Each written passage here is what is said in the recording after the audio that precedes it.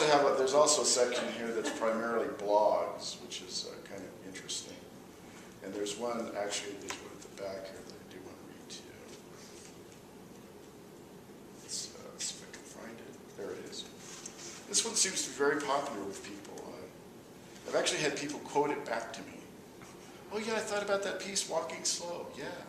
Yeah, I was going to shoot somebody the other day, and I remember what you said. Ever notice how in certain parts of town, let's say where the downtrodden and marginalized reside, of course you guys don't know anything about that here. You know that part of town. Anyway, have you ever noticed how people seem to take their own sweet time crossing the street? It's bad enough at stoplights, but it's really bad at street corners. People just mosey across the street like they have all the time in the world, as if it doesn't matter that you have someplace important to be. I mean, don't they know how important it is for you to get on with your day? Well, I have a theory about this, and my theory is this. These people, let's face it, we've all been these people at one point or another, move so slow because they are making a statement. That's right, a statement. They're saying, I may not have any control over my life, but I can stop traffic, at least for a little while. I have some power after all. It's true, try it. Next time you're feeling marginalized, like you don't count except as a statistic, like you work and slave all your waking hours, and for what? For nothing, that's what.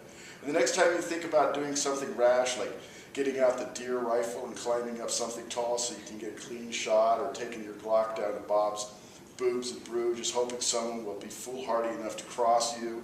Before it gets to that point, try this. Try walking across the street slowly.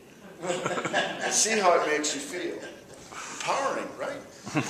Let's face it, there's not a whole lot of leeway for us bottom feeders. We have to do our jobs, whatever they might entail, from raising a family to driving a forklift. And we have to try to make it work on a tiny amount of money. But we also have to fight with the dream all the time, because a dream is never quite what we think it should be. Well, nothing is quite what we were told it was going to be anyway. So we're constantly pitted against our nature, our upbringing, against the dream, not realizing until it's too late that the dream is a farce, a con, but I digress. As I was saying, down here at the foot of the ladder, it's hard to scratch out a life that matters for something.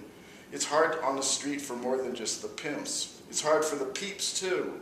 Hard making ends meet, hard finding love, just plain hard living. We do what we have to do to get by. Everyone does it, everyone struggles. I hear that even rich folks struggle.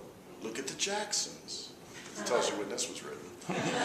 Thing is, though, the rich can hire someone to walk slow and make everyone wait for them. Whereas you and I, we have to do our own walking. Everything moves at an inconvenient pace for someone, and for the BFs, bottom feeders, just about everything is out of our hands. We have no control over anything except our ability to cross the street or move forward in line. We wait on everything. So when we get a chance to make someone else wait, you better believe that we're going to make them wait. And if they get annoyed, well, that's just icing on the cake, brother. Raindog.